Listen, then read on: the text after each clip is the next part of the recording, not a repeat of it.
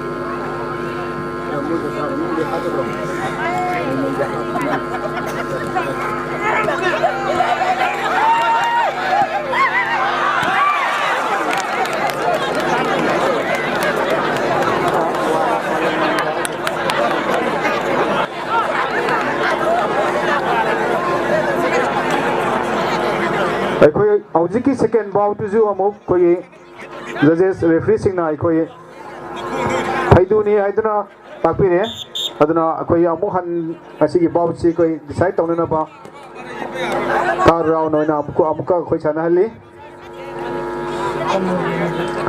marak tana koi kana gumbagi gari macha yamag tha ba koi so gari so mai koi da sinabi de kullaga kana gumba gari so tahu bi yaw gade ko announcing but tagi lo bi agane amutang ning jage ngasi ai ko gi lengbi lo ko ai phuna maki mpham dagi kana gom bagi gari macha gi so tahu bi yaw gade ai ko ida gari macha gi so ma kholle ai duna bibire ora maduna hari ba so do ai ko tagi lo bi na ba kangan jari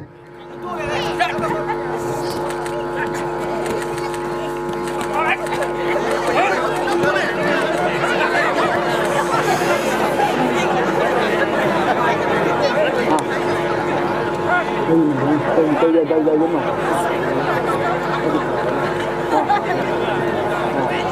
Ôi trời ơi, đây là ngon, đây là không.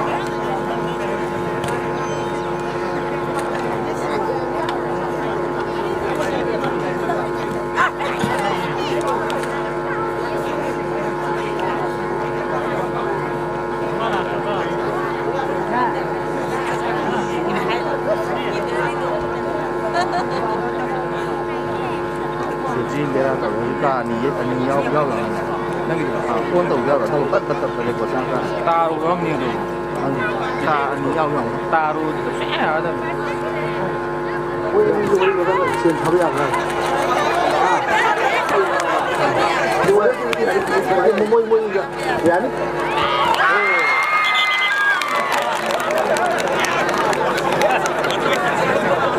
Ya que se cayó ya, encendido.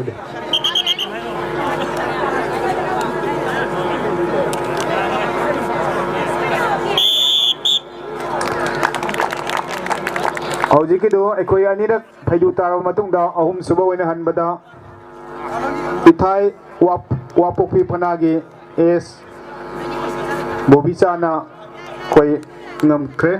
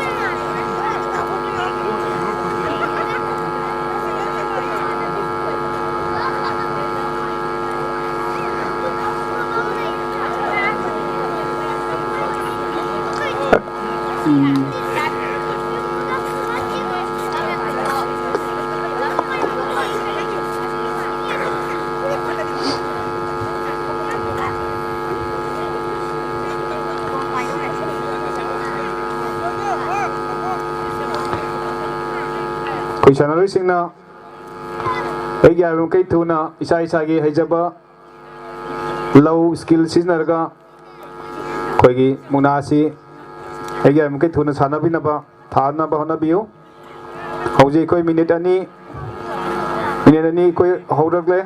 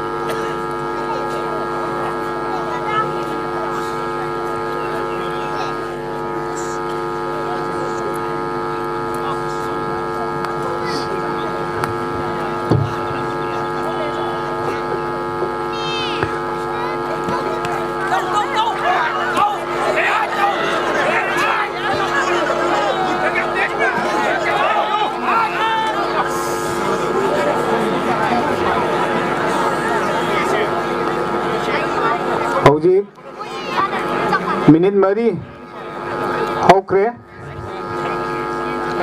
Minute अमा खतंग आरे कोई minute अमा सिमोंग दे कोई थाननबो होनाबियो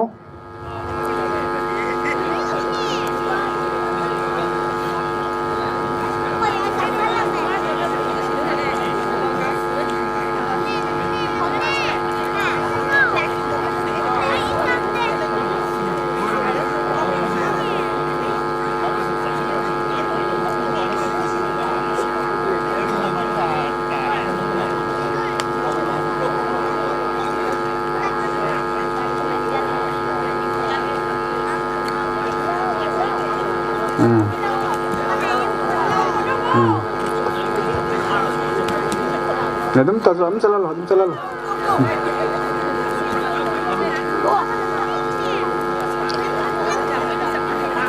Nadam continue stall. Howji koi 5 minutes how kre normal time 5 minutes how kre howji extra koi 3 minutes koi count to how re. Hariba minute ahum asigi manungda karigumba muna se thanadragadi koi hariba player ne sigi muna se koi disqualify tawre heduna तगुनी है दुना कोई referee ना पीबा decision ने है दुना only होजी कोई almost 2 minutes को मदंग ऐसे लगले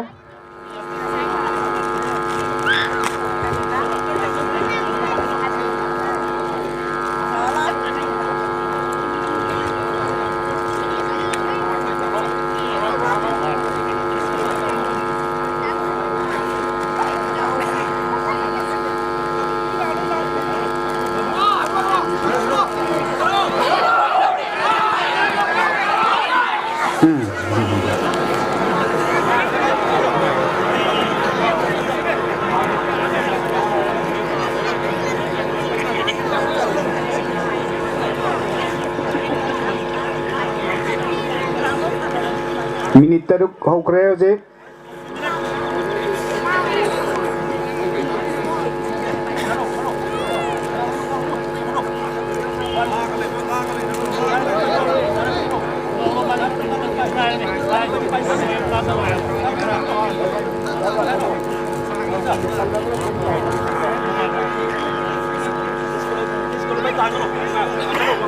मिनिट अमा मखाई करतंग ऐसे लगले दुना कोई disqualified or kitna by koi hona biyo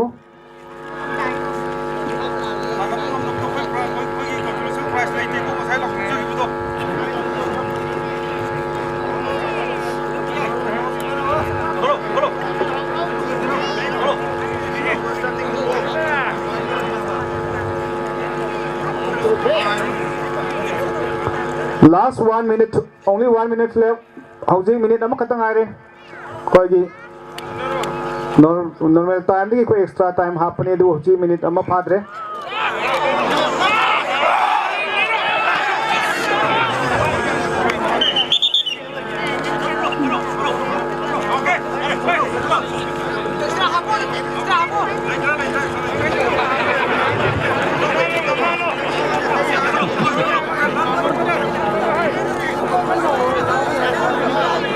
last 30 seconds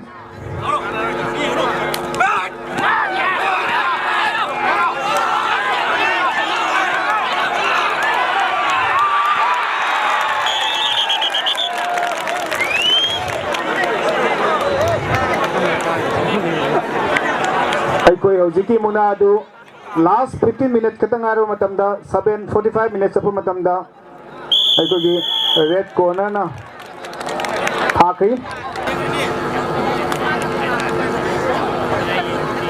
हौजिक सानागदरबा Cina हैरोक पनागी ओइना L लैसेम्बा रेत लैरिबसिना अदुगा इथाइगिना ए आनंद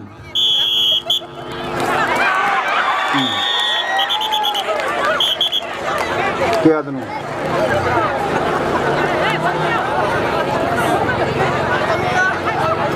रेन का 2 सेकंड दा कोई 2.5 सेकंड है बता रहे 2 सेकंड दा कोई था के बने हे होबगा कोई था के है बता रहे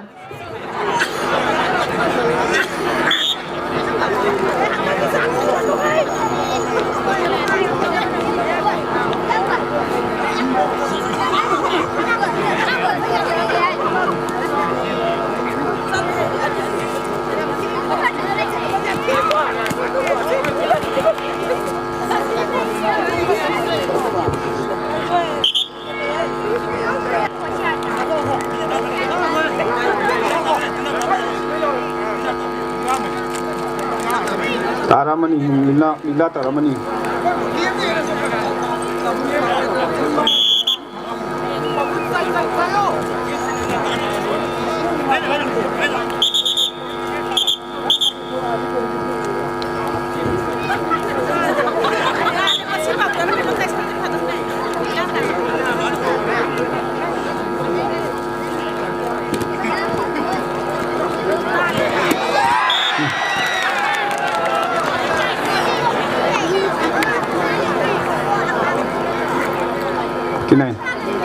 ya da matang do hoji kisina amuksu ko handa kisina black corner na 49 second da maiti ba pikre hoji matang da sanag darba ase hairok panagi oina K.S. Robinson red corner da aduga ithai panagi oina U Nausa black corner da ani sin sana bigine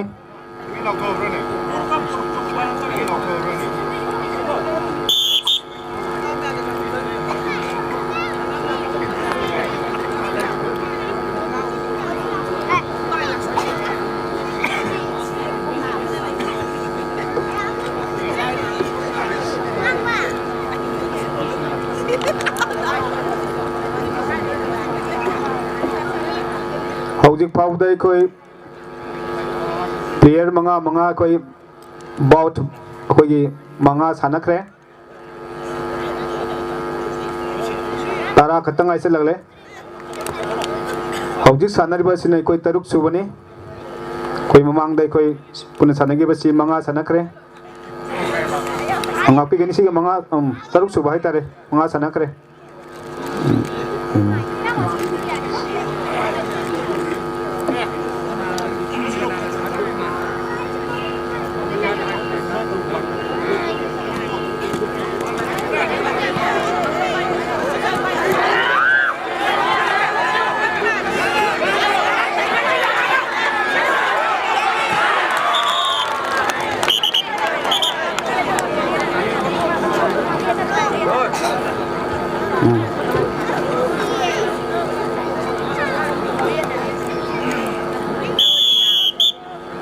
bagi si koi red corner na 1 minute aduga 9 second da koi maiti bati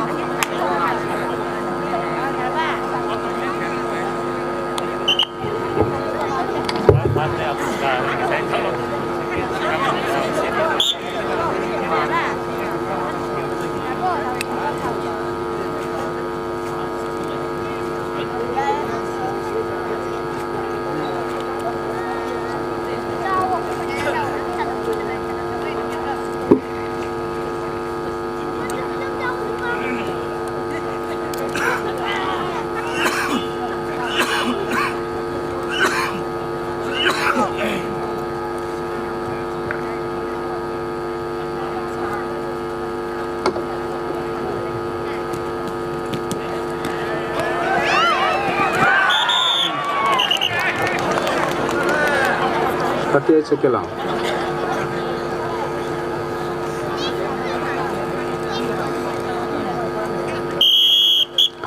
ani subana koi black corner na 38 second da koi maiti ba pikre amugro ai koi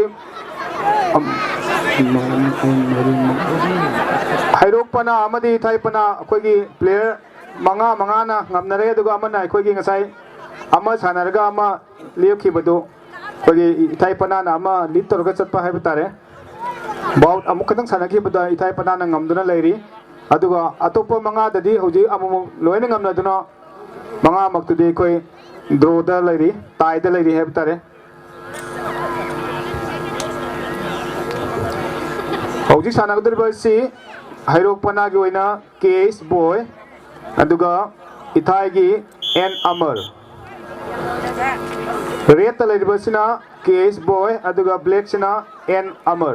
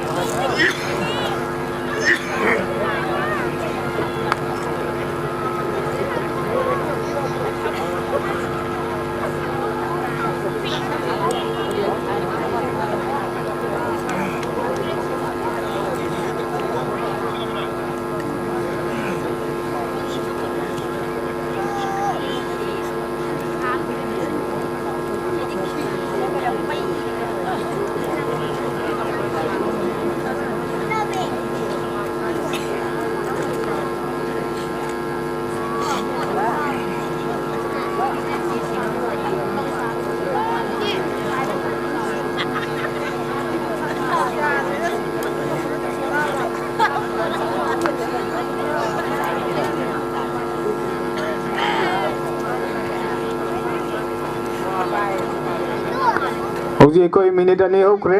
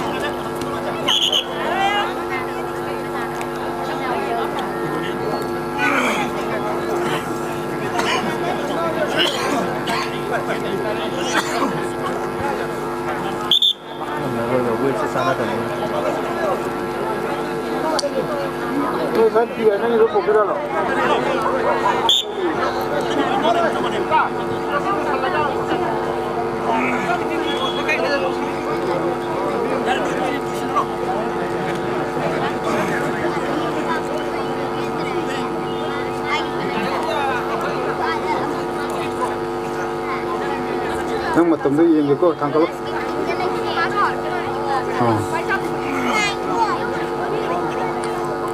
minute home sat karabane hoje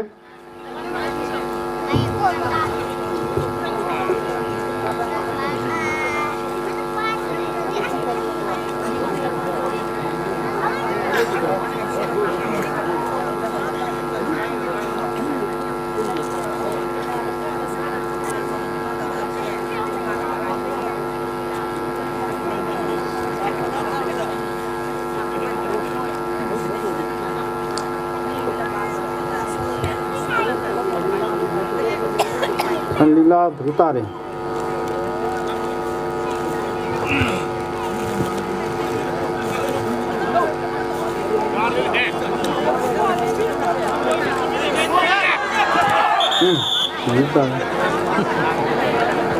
कोई match से सोलक पने कोई फीडों तंग कर तो नाम तो arrange तो बियो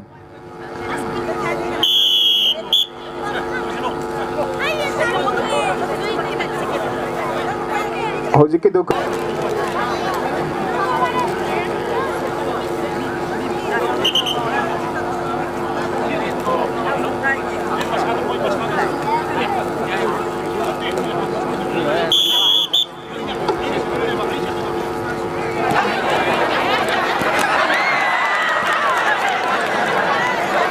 फाइव को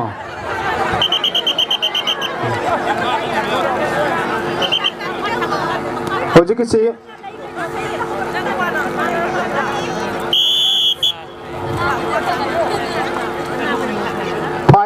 5 सेकेंड दा कोगे माइती बपी की होमी बाबा हारिबा इथाई वापो पिगिना कोई आम बैसी 5 सेकेंड दा कोगे माइती बपी की बनी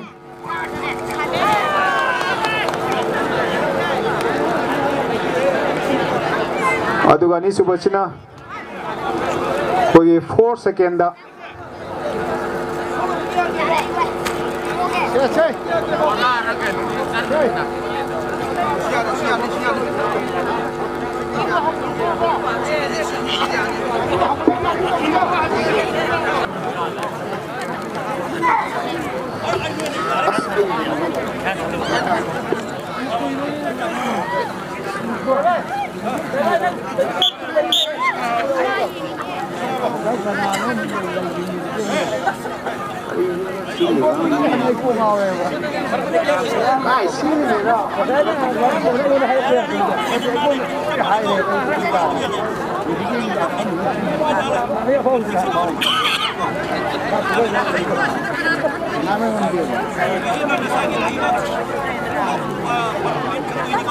डॉक्टर जी खाना तार हो जाना तातो रे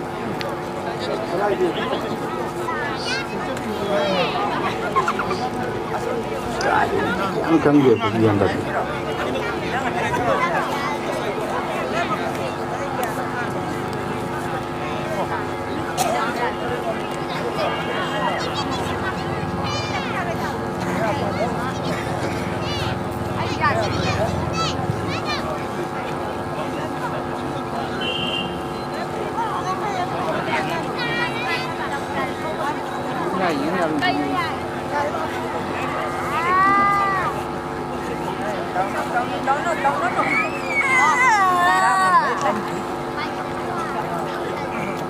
Hojik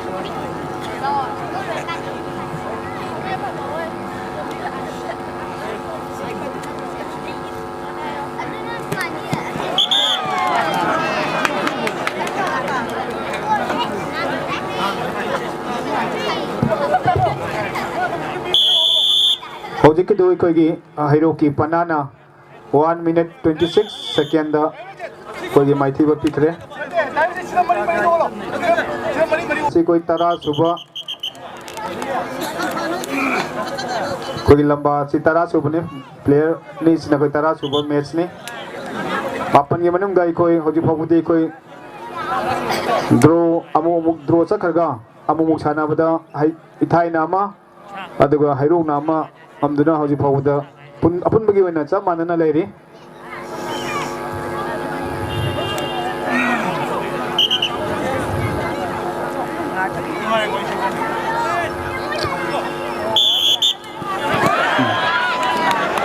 oi nang dukano adu nang du chatre dana pade karon no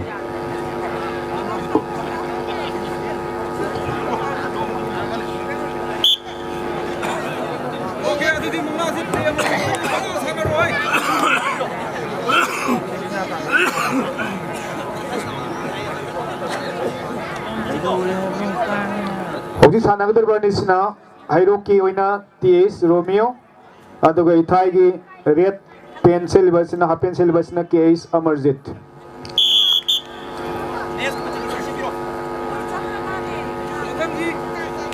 aduga ngasi gi phi setpiriba asina ikoi gi Somorjit Nongmaibung Somorjit ni koi gi mayam gi mungnaroi singda phi setpiriba sina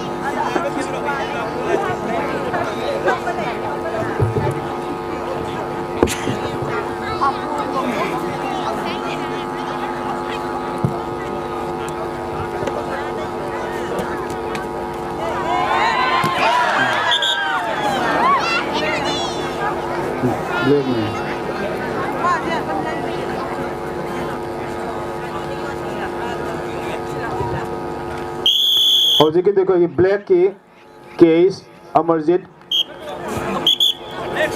black corner है बता रहे red pen से person है कोई 1 minute 2 second Hojik भावुदा ले रिबा कोई साना की बच्ची तरह माथो साना बता कोई सब मानना दुम ले है बता रहे Hojik भावुदी मैं के निमक सब मानना ले रही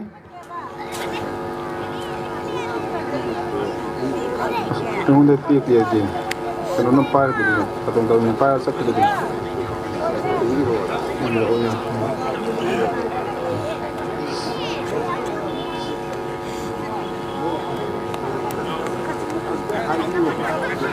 Malan dia nak kalau senawo, no.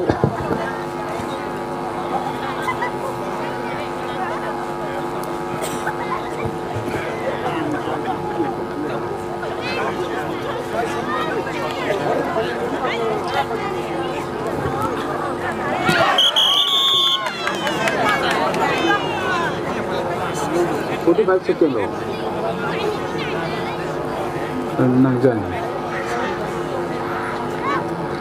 Hojik itu kau ye Hiroki L Aruna kau ye. Kita posisinya sebelum jelek mana? Hojik sana terbersih Hirok Panagi N Bor, aduga Ithai Panagi na S Joy Kumar. Hiroki wena N Bor, aduga Ithai gi wena S Joy Kumar.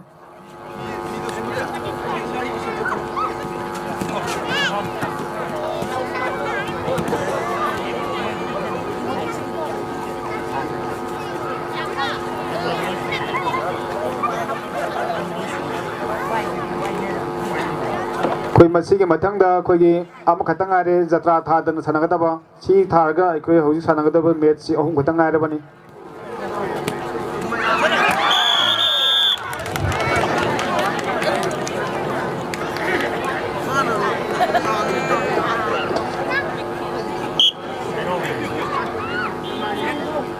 कोई जज दहन अखोई की हौजी की दो हैरोक पना की N Borne 32 अरुई बने अदना जत्रा खतंग आरे हौजी सनगदबा प्लेयर निसी हैरोक की वैना TH मिलन अदुगा इथाई की वैना एन ऋषिकांत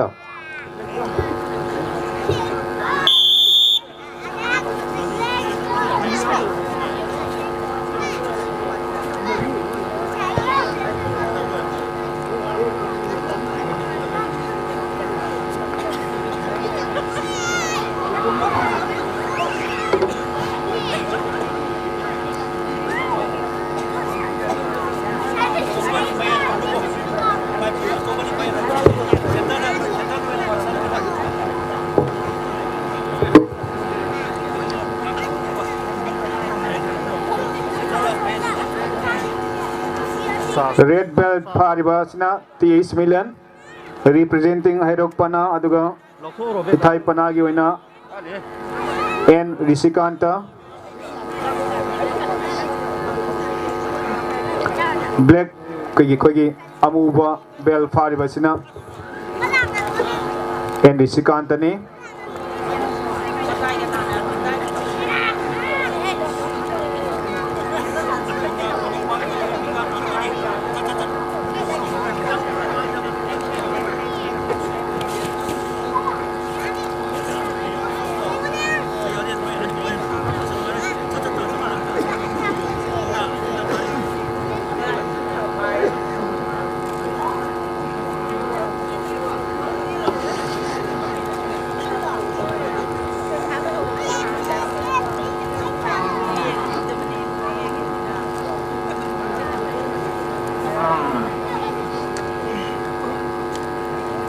कोई 2 minutes की कोई 2 minutes सक के दौरे हजी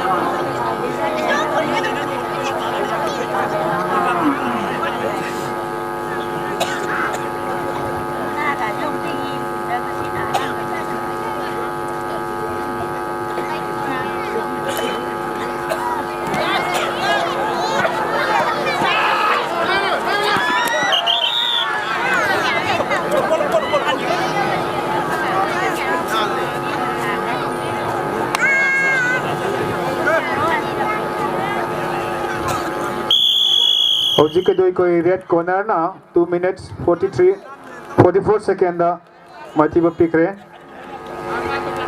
रेड कॉर्नर की TH मिलन ना कोई 2 minutes 44 सेकेंड माथिब पिकी बने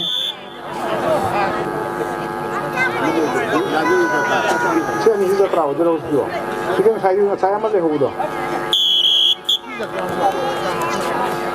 जी अंदर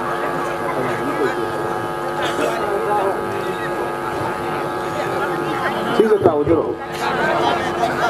हौजी सानरी बस कोई जत्रा मसीगी जत्रा ने अदना हैरो की वैना एल रोबिंद्रो अदुगा वाइम मालेमान बना जत्रा ओलेंद्रो ओरेंद्रो अदुगा हारी बस कोई जत्रा ओई बनी ना मतम से कोई अकंगनबा जजेस सिंह कोई अकंगनबा मतम लेते हैं तो तक फिरे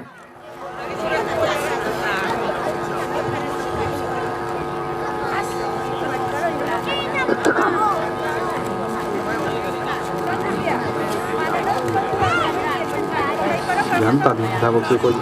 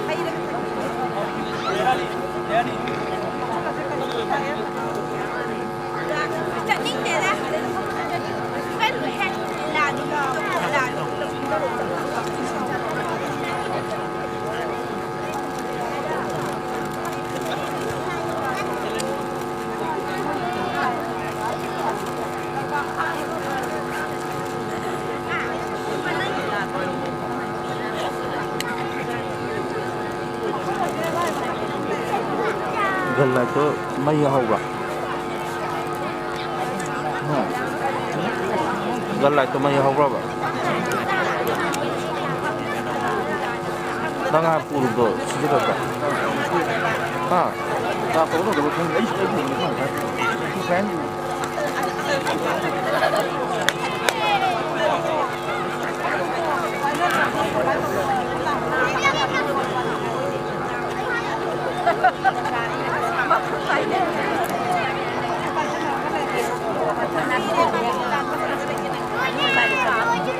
Daji dan terkontrol, pada kepala kerana.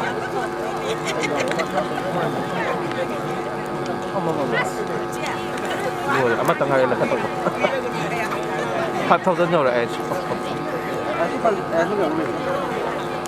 Itu nanti cakap itu. Itu juga yang sana ni, lagi ni apa?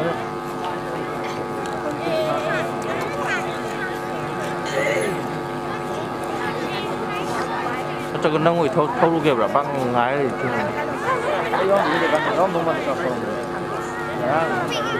vị trí ở trong của nó trổ hát đi đó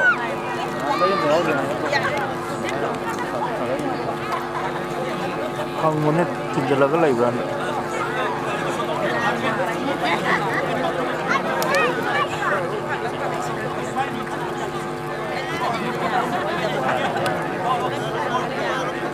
khi đi vị trí mà em đây này đấy nó là cái để xử lý cả cái này sang được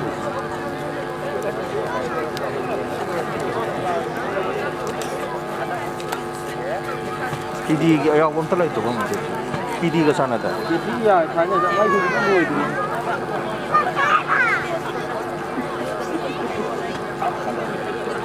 năng 사진 뭐 된다고 그러게 된 온도 왜야 그런 비용 그래. 야다.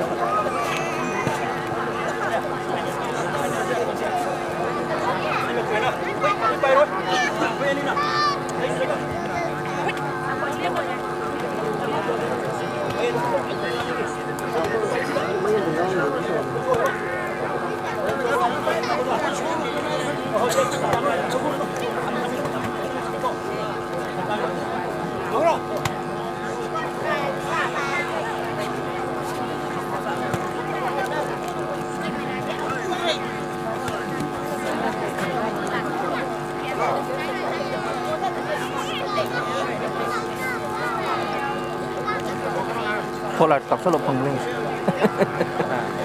Thôi là nó được gặp một tiền đấy, lên phát tuần rồi. Dạ rồi hết. Hết rồi ra lên phát tuần rồi. Kem tất phong rồi. Dạ rồi, phong năm rồi này. Phong mất. Ở đấy cao bao nhiêu phong?